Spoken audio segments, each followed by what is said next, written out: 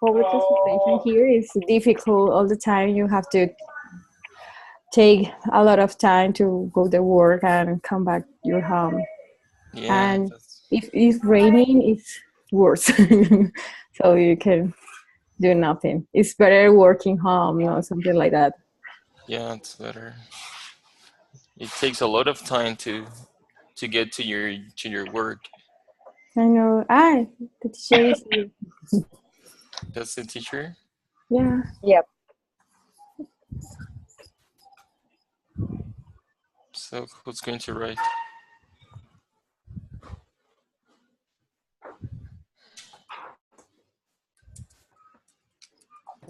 Who are you is going to graduate this December?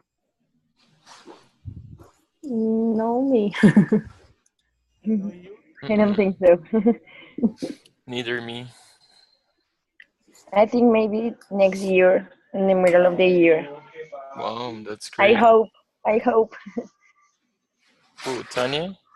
Yes. Wow, that's great. Congratulations. Thank you. I hope. That's great.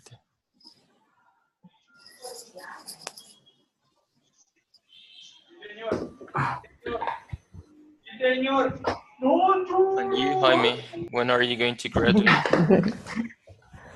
Yeah, in September. This September? In September are the grades, no? Oh, yeah, but your graduation is in this September, in this year.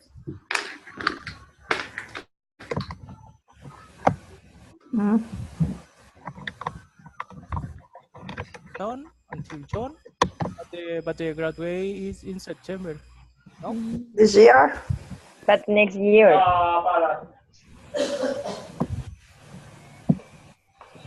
Because we are presenting the first this year and the graduate the next year, no? Ah, okay, I understand. Good evening, students. I'm sorry for the delay. Good evening, teacher. Good evening. Good. Did you have time to check the grading exercise? Yes. Some of you did. Okay, I'm going to share my screen so you will see again the instructions, and we will discuss about the results that you got. As I wrote in the forum, it is not an exercise that will be graded for your course, but it's an exercise that was intended to be discussed tonight. So you had some instructions that said that you needed to use the rubric and the information in this Word file in order to grade the performance, the oral performance of the first student in the video. So in the first part of the exercise, as you see, we have the chart of information about the expected performance of an A1 student when speaking regarding different aspects like range, accuracy, fluency, interaction, and coherence, and sociolinguistic appropriateness. And on the second page, you see the rubric that has, this rubric was designed for a group of teachers who work for a language department of a university. So in that place, English was offered to students for different programs. And as you see, this rubric, what shows is that the most important for those teachers was how accurate were the students were talking, because the structure was or had 3 points. That was the highest score for the 3 skills. While phonological control and fluency, the highest score was 1, and task fulfillment and vocabulary, the highest score was 1. So these teachers decided that they really wanted students to become aware and accurate when talking. So that's the reason why they gave 3 to the structure. Okay, so the idea is that now I would like you to hear the grade that you gave to the student and the reasons why you gave that grade.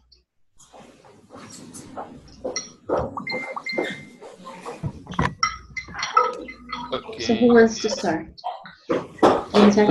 I would like to start. Okay, the Alright. first part, phonological control and fluency, was the hardest part for me to identify what was the best grade.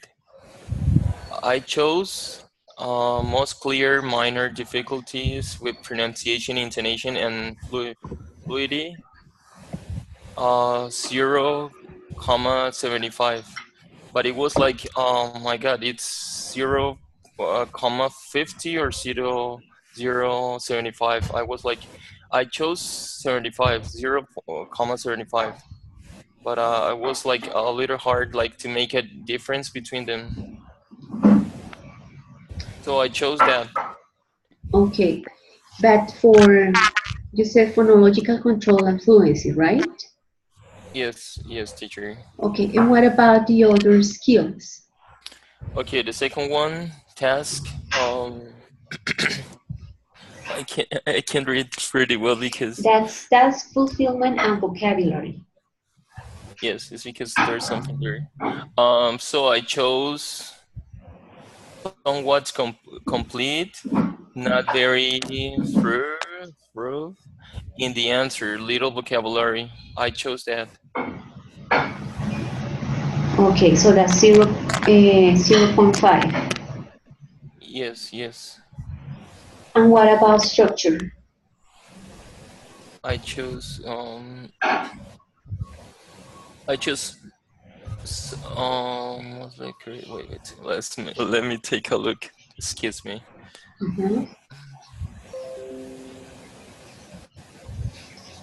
Yes, wait. No. Actually, in the first phonological control and fluency, I chose sometimes clear, some problems with pronunciation and intonation. Okay. So 0,50. 0,50. And the second one also 0,50. No, 0,75. I was confused. Okay. Complete relevant information, some lack of specificity. And in the last one, I chose some accuracy in complete sentences, because for sometimes she had problem with grammar. For example, she never used present simple third person correctly, and sometimes she she had problem with sometimes with grammar, especially with third person. So the student failed, right? Yeah. No, the student didn't fail. So you gave her 2.25 or 1.50? 1.50. For structure. Yeah, so the 1.50. the student failed with 2.7. Yes. 2.7. Okay. Have you taught A1 students, beginners? Because she was a beginner.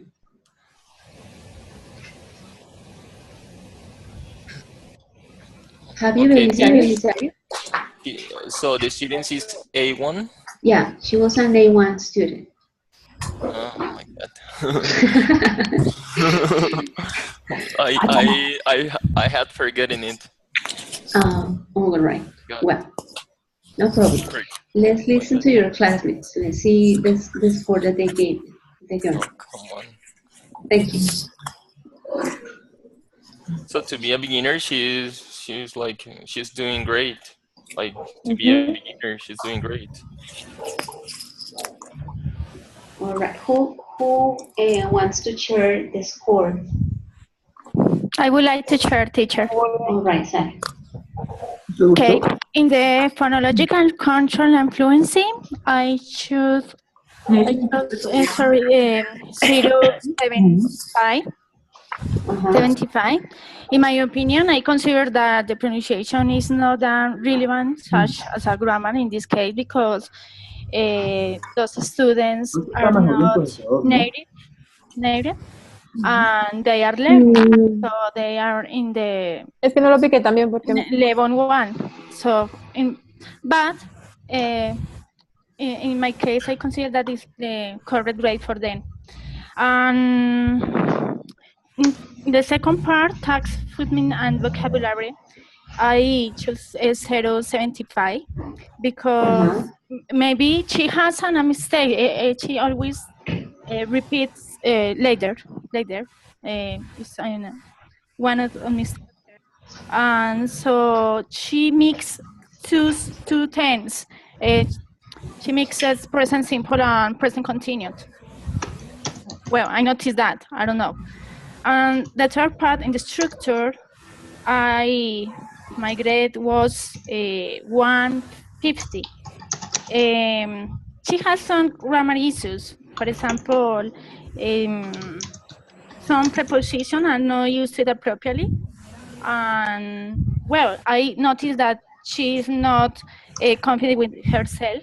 I know that she's on the level 1, but present simple is important in this level. I consider that present simple is the most important tense in English. So for this reason, I took notes and my grade, my final or total score is 3. Yes. Okay, good. Does anybody give the student 3.5 or 4? No. I have a similar score to my partner because I noticed that the student was shy and is completely it's pretty normal because it's A1 level.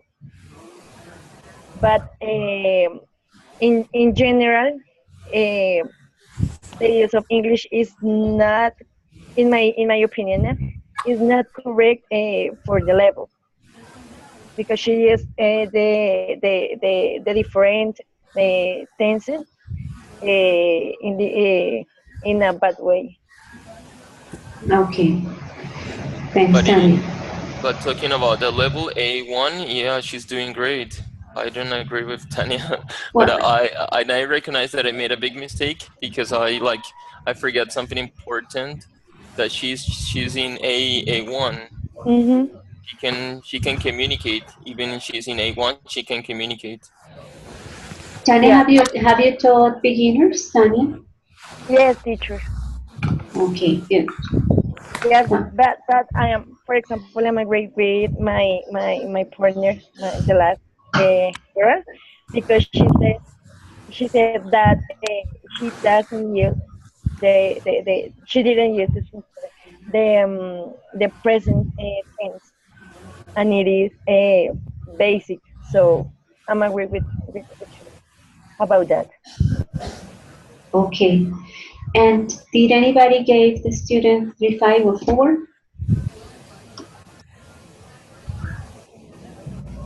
Two. Nobody?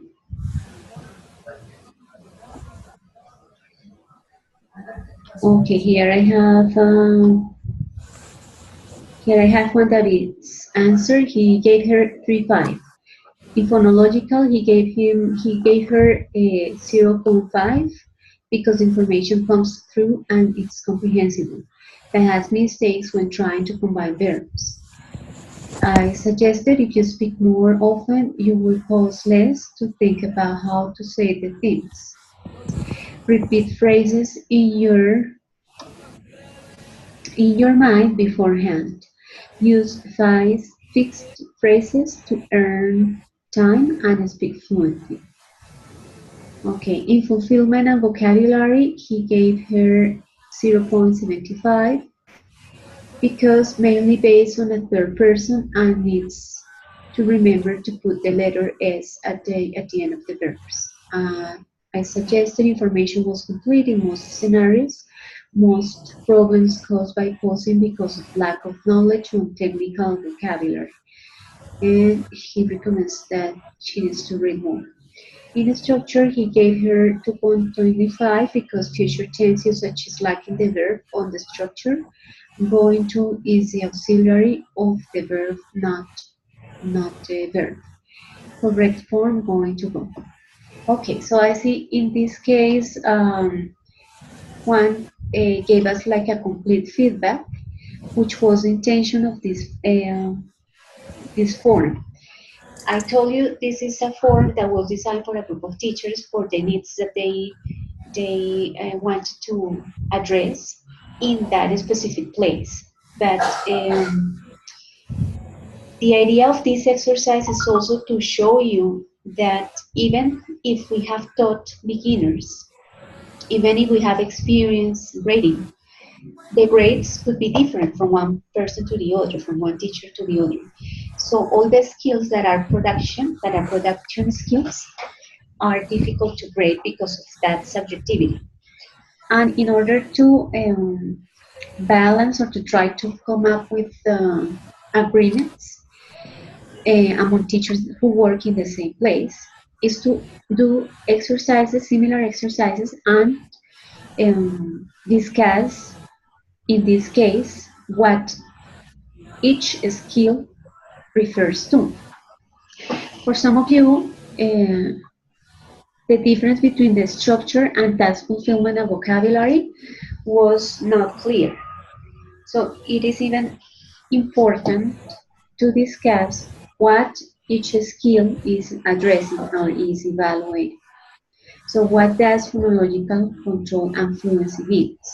Is it its fluency that the student speaks fast, or is fluency that the student can come up with the idea in an easy way? Is phonological control related to sounds, isolated sounds, or that the sentence, the complete sentences and ideas can come through, the communication is not cut or is not broken? So what does phonological control mean? The same with task fulfillment. So what does it mean? Is that the idea that a student is able to answer something coherent according to the question, or the answer is complete? I mean, if the question has 3 parts, the student is able to identify the 3 parts and answer to each one of them. So that's the idea with this exercise, to reflect upon the subjectivity of grading, speaking, and writing. And to tell you that one way to avoid that subjectivity is to train teachers, or to have agreements with the other teachers, and make some exercises so that the scores are kind of similar. In this place where this rubric was used, something happened, and is that there was a second evaluator, which was the person who took notes, and there was an evaluator who was the person who asked the questions. And we noticed that those teachers who didn't have experience teaching the level that was being evaluated were very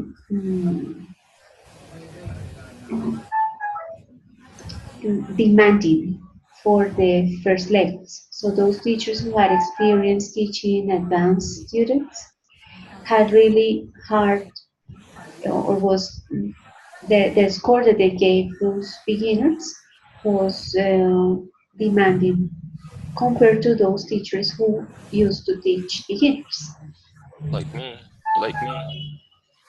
for example. So like, even if you have Like this me. even if you have this information, yes, it says accuracy. So for an A1 student, chose only limited control of a few simple grammatical structures. Yes. So what does limited control means? So what is the the characteristics of limited control for an A1 student.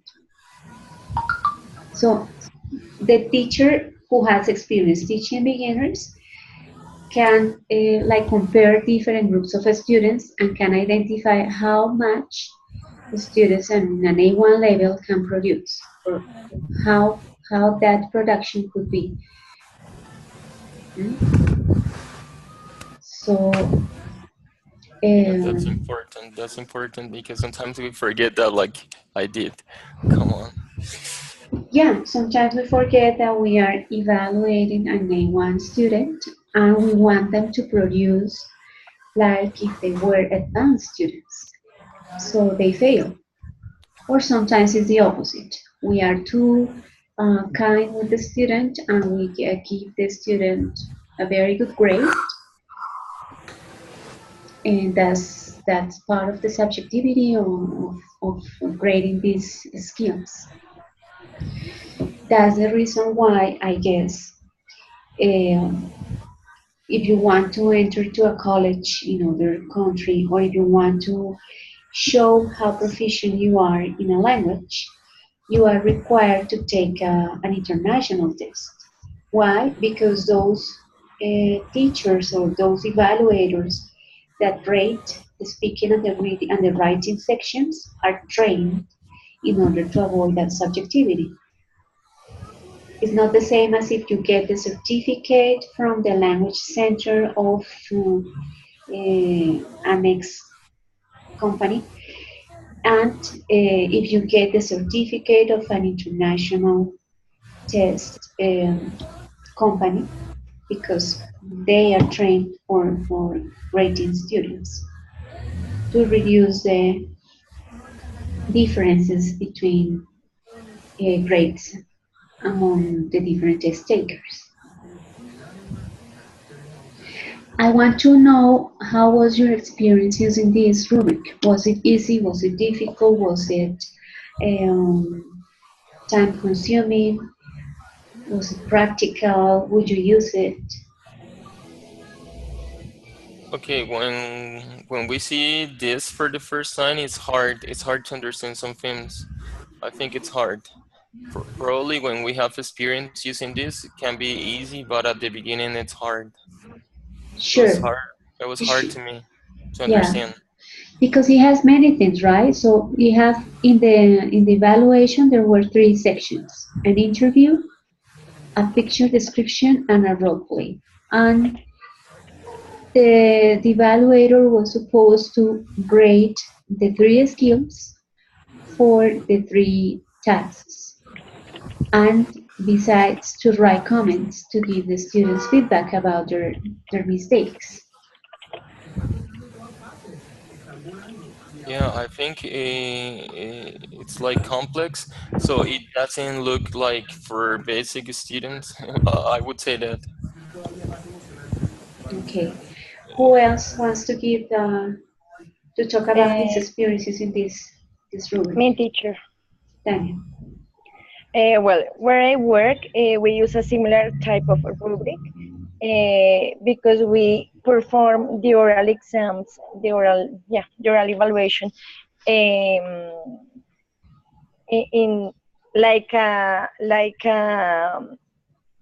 a serious exam, for example, like FCE or like TOEFL exam. We use the same structures, the same questions, or pretty similar questions. Okay, so it was something that you were kind of used to use. Yes, yes. These kind of rubrics are very familiar to me. Do you give students feedback about their mistakes during oral tests? After the oral test. I'm sorry. Okay. Do you We do find the it? oral. Sorry? Did you find it difficult to use to write feedback when you started using this type of rubrics? Yes, it's a little complicated because it's a new thing for you. It's a new thing for the evaluators. So it's complicated, but I think that is pretty easy to give a feedback or a score using that rubric. Okay, thank you, Tanya. Who else wants to share the experience using that rubric? Um,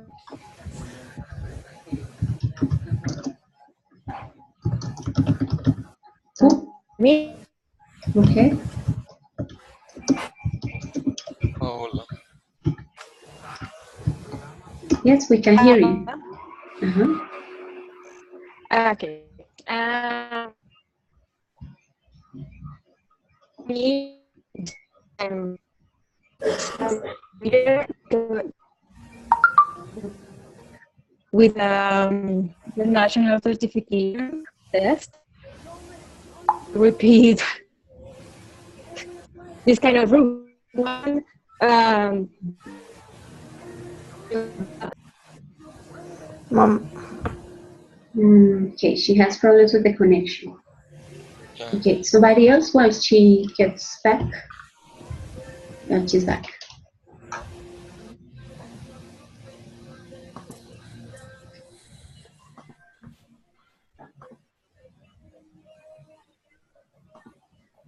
Ingrid?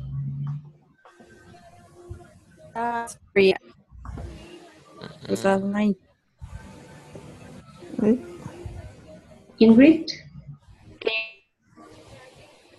Well, Ingrid, we can hear you well. Can you hear me? Okay, now we can hear you. Yes. So tell us about your experiences in that rubric. Okay. When I feel much, no, I don't know how to say, similar when uh, Well, no. No. Okay, so somebody else who would like to share the experiences in that rubric?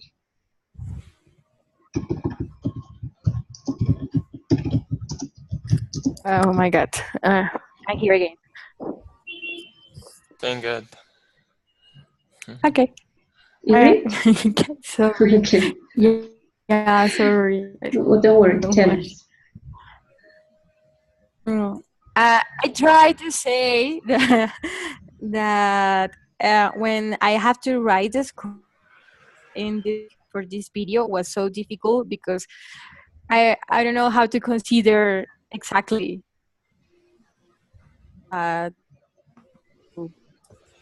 how to choose what But and have you taught beginners? score for that student. So I evaluate. Yeah. But it was difficult for you to choose the right score for that student. Yeah, because I think that could be I don't know, remember what it's the score. Okay, 0.50 or 0.75. I don't know. I'm not sure. So for me, it was a little. Yeah, like to find out which is the difference between one and the other. It is easier when we have two students and we can compare their performance. Yes, That absolutely if you right. just grade one student in isolation, that's more difficult. I know. Okay, well, I tell you that my experience using that rubric, I didn't like it because it took too much time. It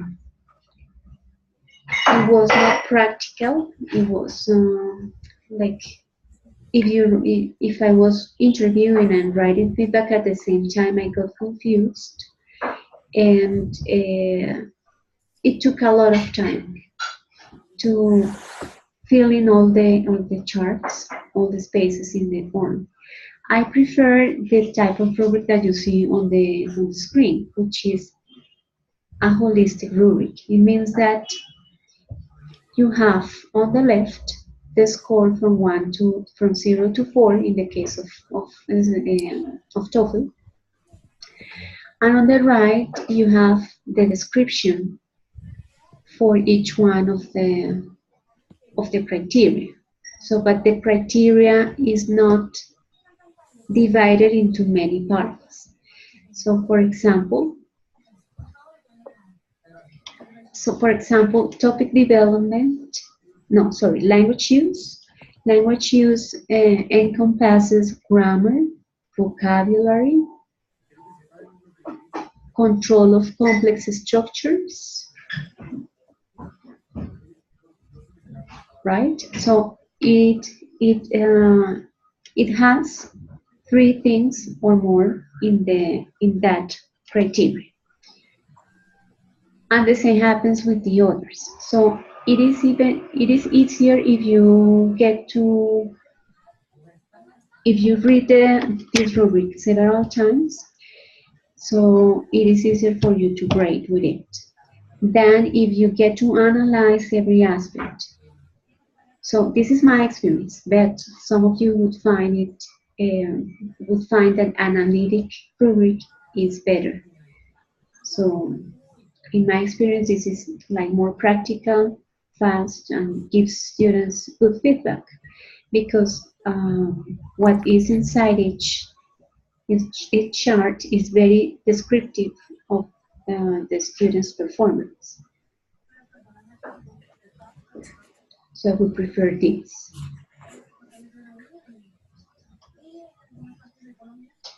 Okay, any questions about this before we move to the information that you read about speaking?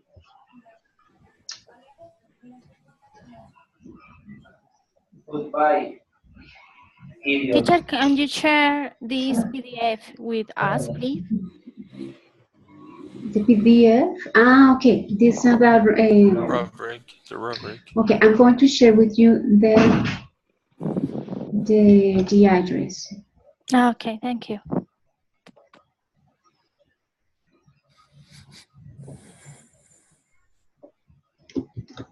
Here you have. Okay, thanks. You're welcome. Any comments about this before we move to the other part of the encounter?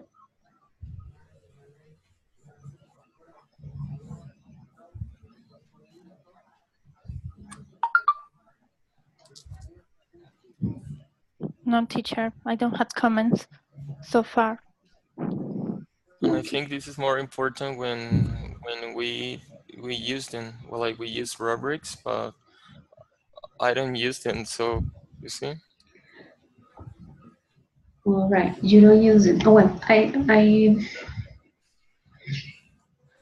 gonna tell you that the use of the rubrics in the place where the rubric that I show you was created was due to the idea that some teachers complain about the students' oral performance when they got them the first week of each semester. So let's suppose that I teach A2 students, and let's suppose that Belisar teaches A2 students too. And then we complain at the first week of the course because our students don't speak as they should. That they were promoted to A2 level. So that was the problem in the place where the rubrics were created. The idea was to try to have teachers come or get agreements about how to score that skill so that they didn't complain, so that there was kind of similar criteria when grading. But even though it was not easy. Like to have proof, to have a proof. To have a proof on the student's mistakes, because sometimes you give a student, let's say, a 2, and the student complains. Why? So I don't know what were my mistakes. But if you have written all the mistakes and you have, that's the proof, or that's the support to tell the student, well, you need to practice this and that. I totally understand. Oh my God.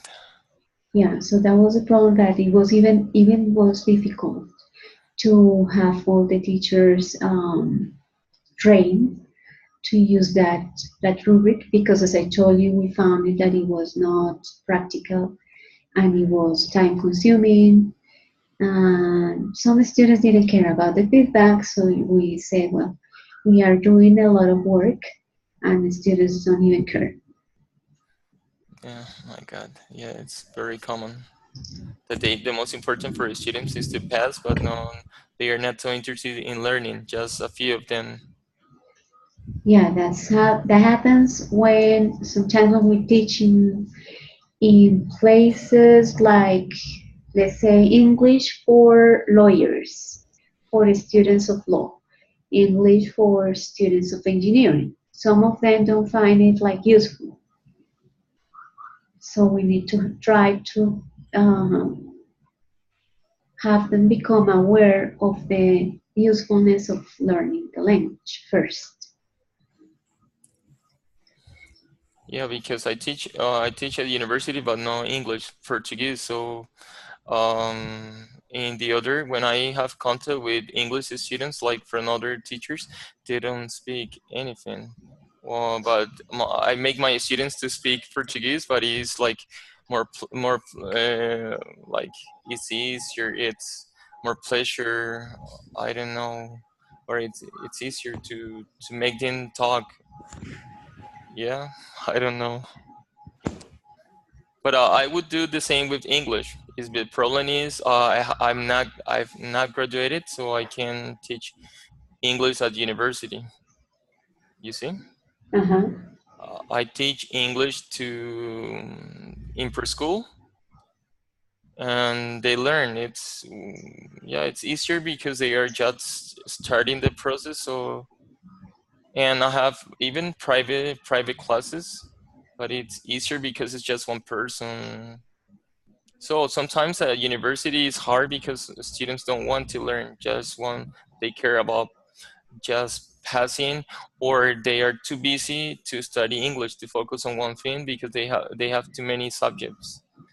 So sometimes teachers must understand this, that they have too many things to focus on English, or some Mm. students are so good or so loves to study and they are so organized that they take advantage of the time and even they study a language. Now, in those cases of universities, I'm for English for specific purposes, not for general purposes. So that if I need to teach engineers, I could teach them based on readings related to their fields, to their major. That I think is more interesting for them, more motivating than teaching them English for specific, for general purposes. So Yes, I that understand. is not something, I mean, the problem, I think the problem is that students are required to learn English. It's not a decision that they make. It's different if you have a personalized class because it's a person who decided to learn. So it's going to have uh, all his let's say, is motivated, is eager to learn, and it's different to have a group of students where most of them were uh, required to be there. They didn't make the decision. It's also different to teach Portuguese because it's not something imposed. It's not something mandatory. It's something that's the person decided. Well, Yeah, but that's the way I see it. no, but at university, some people who think that English is hard, they decide Portuguese, but it's a requirement for them. They need to study a language to graduate. And yeah, but by the time they change their mind and they start, for example, I have had students who, for example, this semester I had third and fourth level, and most of the time some students don't talk But when they get my students, they need to use the language every day. Like I say, no Spanish or something like this. So I think I would do the same with English, but I need to finish my career first. I see. Well, Great. for me, the most important first is speaking. Like if the students can speak, it's gonna be easier for them to write. You see, like Uh-huh. like for example, I did experiment with my son. He speaks a lot of English, and it's easier for him to read than when you don't have basis. How old is he? 7. And his English level is so good. He speaks like could be like a native. Great. Because I never talk to my children in Spanish. Besides, they just watch TV in English as well. And now he watches Nickelodeon TV shows for teenagers like Henry Danger, School of Rock. So he can use hard grammar or intermediate or advanced grammar like the second condition law without any problem. Or yeah, So you have him learn in a more natural way, first by yeah, yes. learning to speak.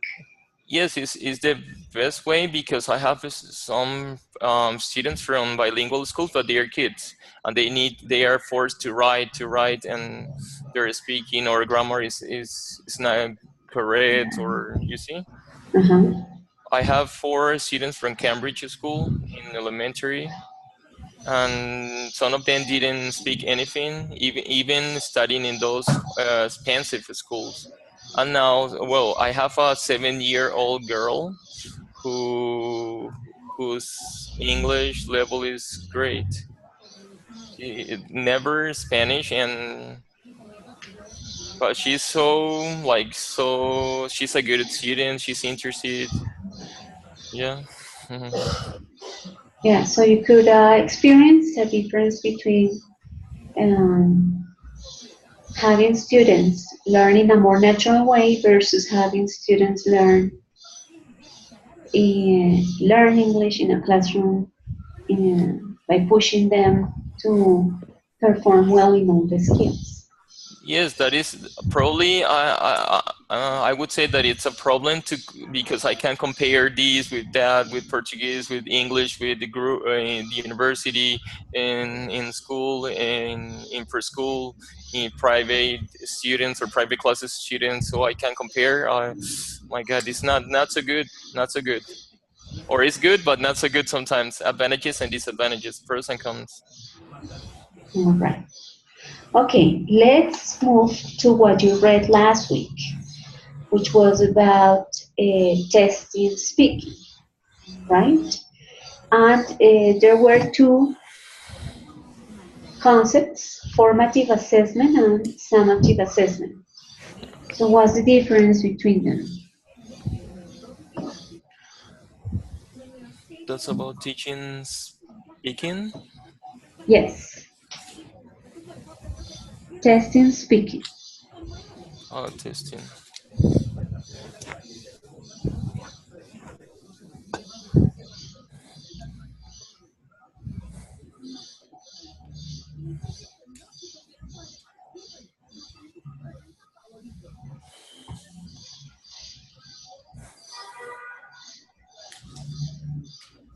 Any idea on the difference? Can you repeat that, please, teacher? What is formative assessment and what is summative assessment? Oh my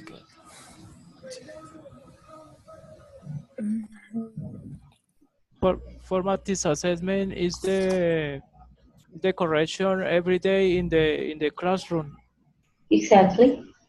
and the summative assessment is the evaluation for the little or a bit tear or Exactly, Hen. Yeah. So, summative assessment is when you have to test your students after one unit or after 1 month to find out how much they learn.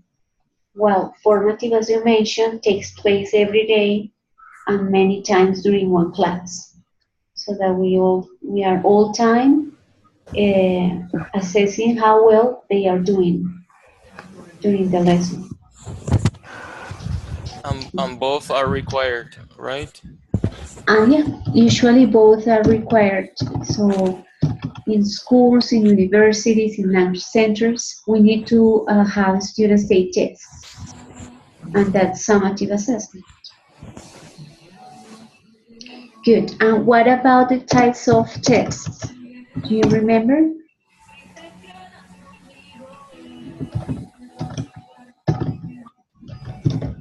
Yeah, there are different kinds, um, like when the students start like, for example, I'm gonna start an English course. There's like placement test, Mm-hmm. a placement Exactly. test. A This is placement test. when we have a new student for the first time that we don't know his or her level. Diagnostic test. Mm, And what is the objective of a diagnostic test? Mm? Eh, Very important. in this case, diagnostic is something like to show the difficulties of the students or the learners and mm, deficits or some issues during the learning process of the student. Exactly, to see um, how much the students know and to find out what they need to learn. Mm-hmm. So we can diagnose at the beginning of a course to find out what of the topics that they are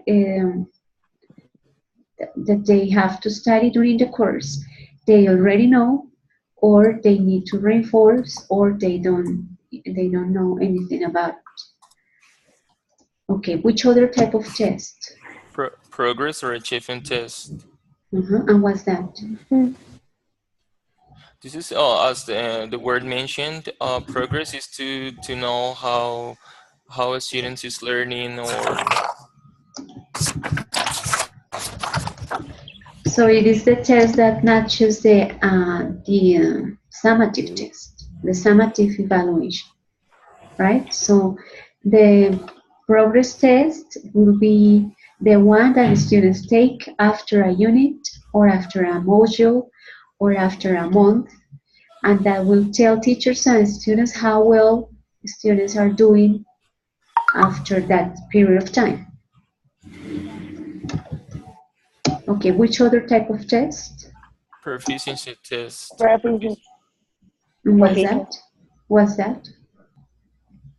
Well, it is a test that gives a general, like a diagnosis of the knowledge and the abilities of the students. This is used also in universities. For example, when a student have studied English before and think that it's not necessary to study more English at university, can take the proficiency test, like Exactly. to prove that he has knowledge. Like if Uh-huh. So it is not based on one specific course, no, but it measures the knowledge in general. So how well the student does in speaking, in writing, in listening, but in general. yeah, exactly. Yes, I So think that IELTS is one of the kinds of the proficient text. No? yes, exactly. International. Those That's an international. Yes, and TOEFL is another. exactly. So And yeah, when you get the score of those tests, TOEFL or IELTS, you are not told, okay, you can be promoted to the next course, but you are told how much you know in general about English. And what's portfolio assessment?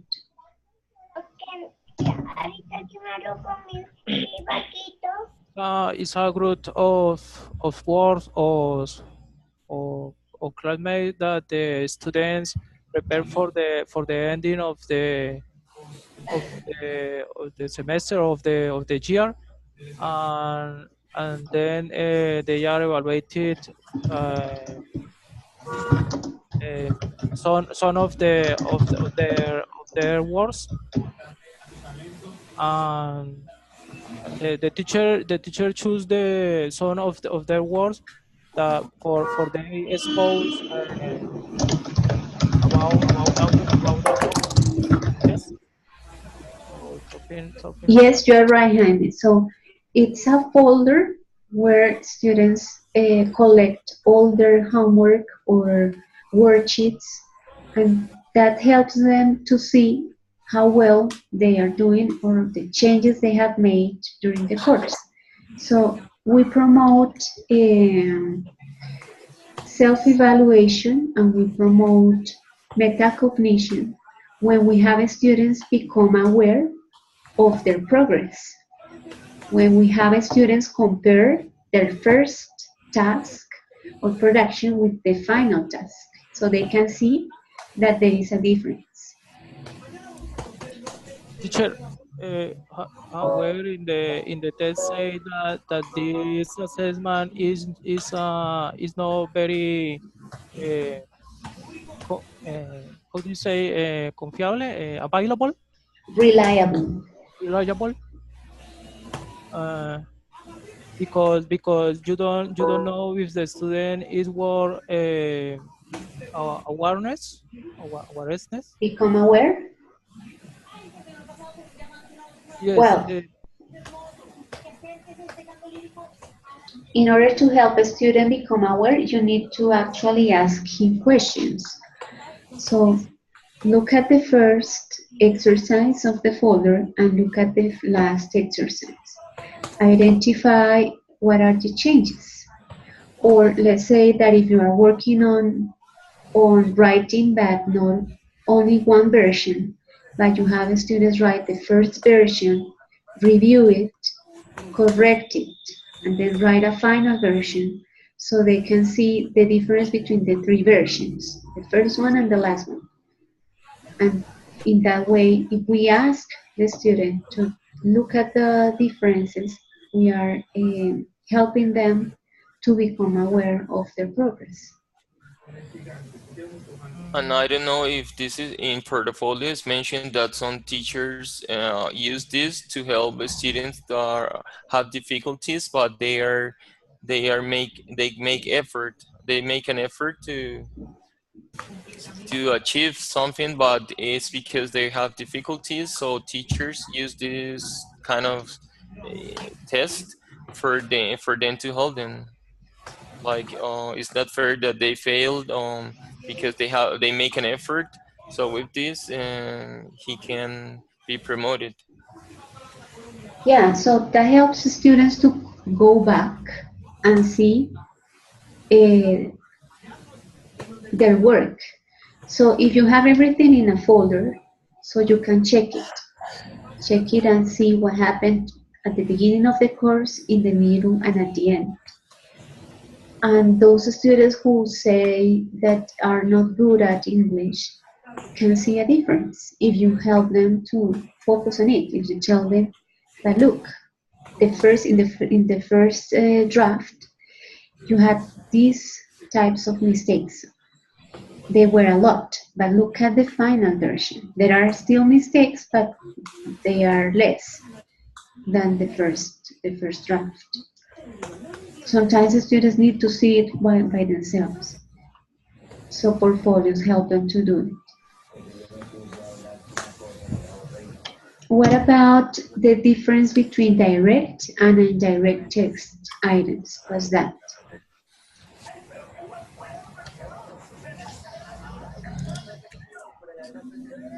direct is when the student speak the language.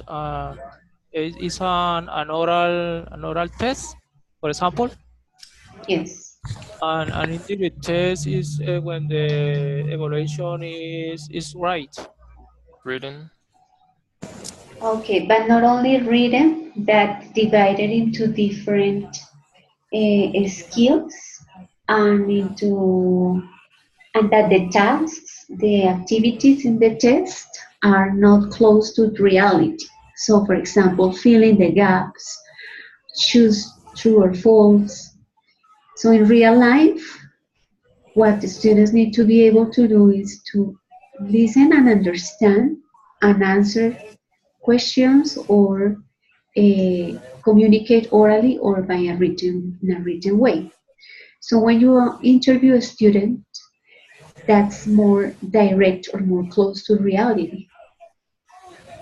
When you interview a student, if they do well, if they have learned the language, the mistakes are going to be few, the accuracy is going to be high, the vocabulary is going to be the appropriate for the level, etc. So you don't in an interview or when you ask students to write an essay, you don't evaluate the skills in a separate way. You don't evaluate vocabulary in one exercise and grammar in other exercise and reading in other exercise, but everything is in one single activity. Uh, I think that in direct tests, those tests are much like real life as possible. Direct testing things are integrative. For example, for speaking, you can use interviews on presentation. For writing, you can use essay questions. Or for reading, you can use a material or maybe question and answer about some readings or writing comprehension. And for listening, uh, oral directions to complete a task, for example. Um, but it's very different with indirect tests because only you can identify knowledge in your students, for example, with multiple choice questions or closed systems, or I don't know how can I pronounce that? Paraphrasing? Paraphrasing? Paraphrasing. Paraphrasing? Yes, thank you. So I consider for me that you can realize about the skills of the students with direct tests. For me, it's the best. For me too. Yes. I love it. But imagine that you have 40 students in one course. So it would be difficult to interview all of them. Oh Yeah, well, yes. that's why. Sorry. Yeah, and we are talking about Yes. quality. The more Yes. students It we, depends the population. Yeah. the quality is lower. Like in public education. Like in public schools. Yeah. Oh my God. Yeah, if we don't have time, we use some indirect tests. So multiple choice options, match sheet, etc. And if we have time, we can design a direct test. Yeah, but the I think the best is to use both kind of test Uh-huh. all the time. It would be the best. Yeah, you're right. Okay, is there any other thing about the readings that you would like to discuss or questions about that reading?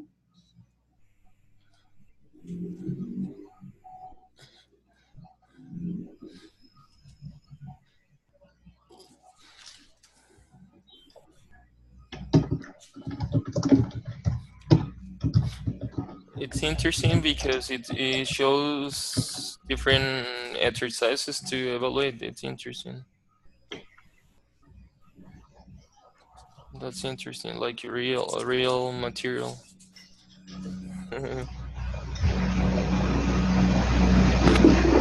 Okay. Any question about that or comment before we finish? No, no, I don't have No. any question. No, teacher. Okay. Good. So that's all that I planned to review tonight with you. This week again, you have to read a chapter and take a question, right? And that's the information that we will discuss next week. Okay, teacher. All right. Okay, Okay. teacher. That's it. Thank you. I appreciate your participation. Thank you, teacher. Thank you for your Thanks, time. teacher. Thank you all. Have a good Thank night. you. Have a nice good night. Bye. Same to you. Bye. Bye Bye, bye. guys. Bye-bye. Bye. Good Have a night, good night. everyone. Good night, everyone.